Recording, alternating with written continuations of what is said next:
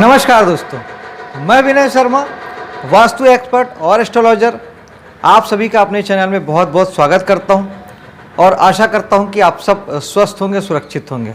सबसे पहले आपको नया वर्ष 2023 की बहुत बहुत बधाई और शुभकामनाएं कि आप सबका जीवन बहुत ही खुशहाल हो, सुखमय हो और सफलतादायक हो। दोस्तों, बात करते हैं मिथुन राशि का जनवरी का महीना कैसा जाने वाला है। दोस्तों, काल पुरुष की कुंडली में मिथुन राशि जो है वो तीसरे भाव में पड़ती है। तीसरा भाव अर्थात साहस का और पराक्रम का, एफर्ट का। तो मिथुन राशि के जातक बहुत पराक्रमी होते हैं, ऐसा मैंने व्यक्तिगत तौर पे देखा है। एफर्ट बहुत लेते हैं, हर वक्त चार्ज रहते हैं, एक्शन से भरे रहते हैं, यानी बिल्कुल लगातार वो एक्शन करते ही रहते हैं। उन्हें खाली बैठना पसंद ही नहीं होता, वो हर वक्त मूवमेंट में रहते हैं। तो उसमें इस समय में थोड़ी और बढ़ोतरी होने वाली है, क्योंकि इस महीने मंगल जो कि नैसर्गिक साहस के या पराक्रम के कारक ग्रह हैं, ये आपके 13 तारीख को आपके राशि में आ जाएंगे। तो ये आपके साहस को और ज़्यादा, कहीं ज़्यादा बढ़ा देंगे, आपको एक्शन से भर देंगे, प्रेरित करेंगे कि आप ढिशुम ढिशुम करें या फिर कर्ज आदि लें। लेकिन आपको दोनों से बचना है, क्योंकि लॉन्ग टर्म में आपका लड़ाई झगड़ा भी आपके लिए नुकसानदायक साबित होगा। और अगर आप कर्ज वगैरह भी अभी लेते हैं इस वक्त, तो वो आपके लिए तकलीफ देह हो जाएगा। इसलिए इन दो बातों से बचिएगा।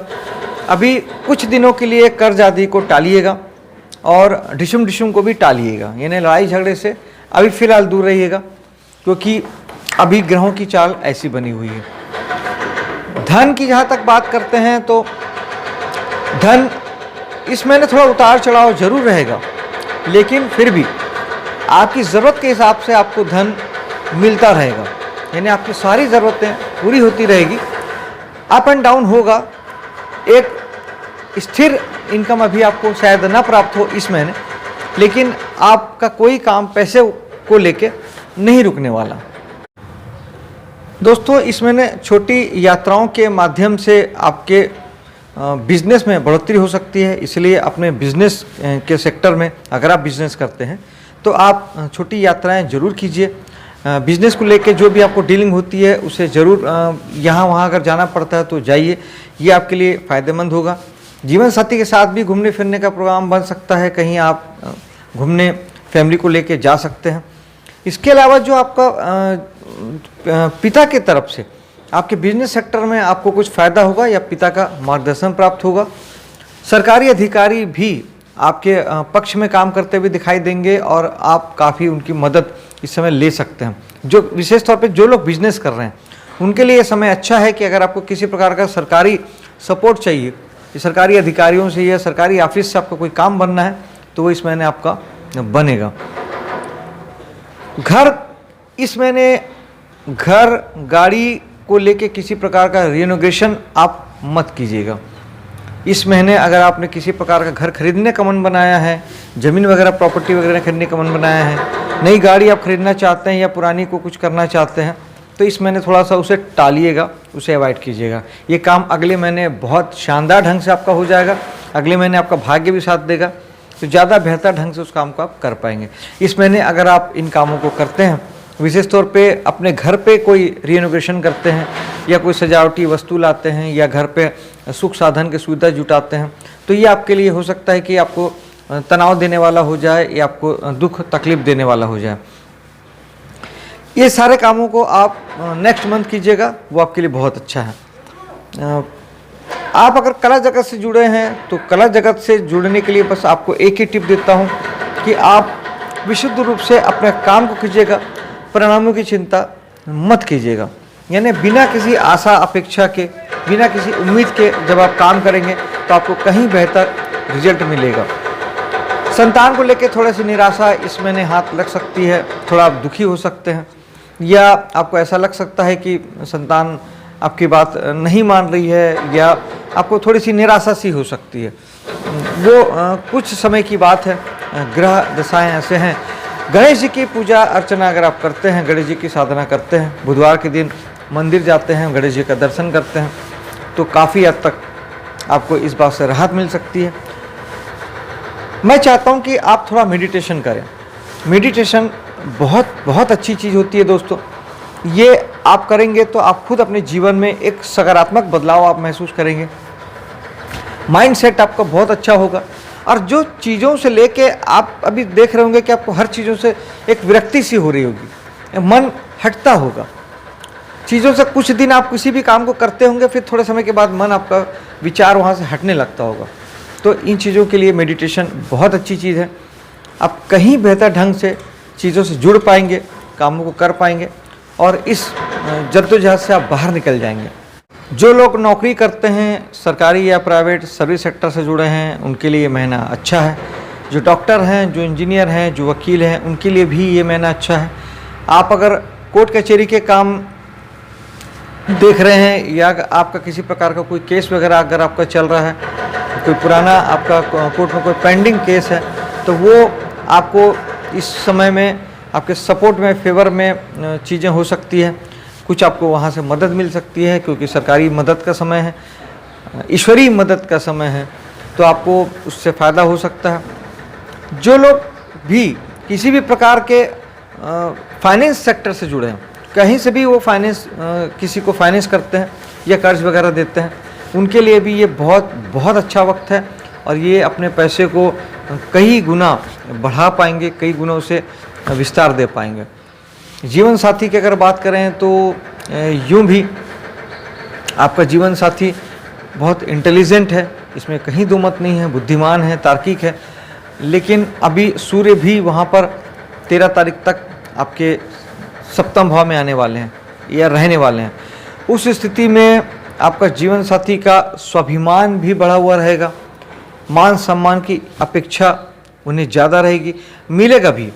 आपके जीवन साथी के जीवन में बहुत अच्छी बातें होगी, उसे सरकारी मान सम्मान मिल सकता है, पद प्रतिष्ठा मिल सकती है और उनके पिता का उन्हें बहुत अच्छा सहयोग मिल सकता है। उनके पिता की तरफ से कोई उन्हें कुछ प्राप्ति पॉसिबल है, संभव है। और फाइनली आपके लिए ये है कि आप थोड़ा सा उन्हें छेड़े ना, अपने जीवन साथी को अभी नहीं छेड़ना ही ठीक है, क्योंकि अभी उनका अहंकार बढ़ा हुआ रहेगा और उनके बढ़े हुए अहंकार से आपको थोड़ी पीड़ा हो सकती है।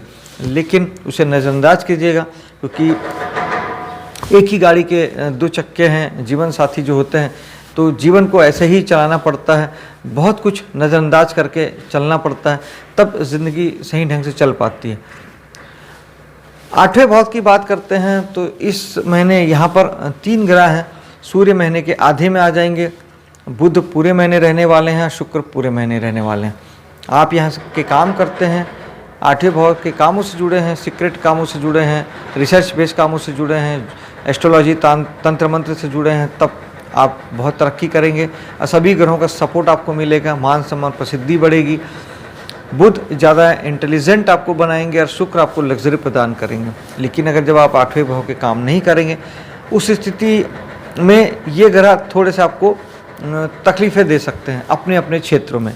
यानी आपको वाणी संबंधी कोई प्रॉब्लम हो सकती है, किसी प्रकार के अभाव को आप महसूस कर सकते हैं, जिसको शुक्र रिप्रेजेंट करते हैं लग्जरी को, तो उसके अभाव आपको खल सकते हैं।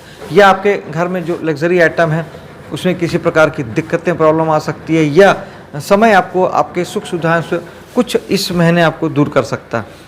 इसके अलावा सूर्य भी हैं, तो कुछ शासन तंत्र और कुछ सरकारी कामकाज को लेके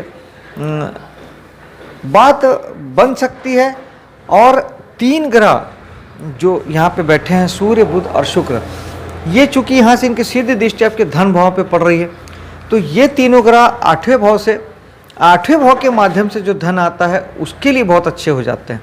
क्योंकि सबसे ज़्यादा जो ग्रह बैठता है वो अपने प्रभाव देता है, और दूसरा जो ग्रह आपके भाव को देख रहा है वो सर्वाधिक अच्छे रिजल्ट देता है या रिजल्ट देता है।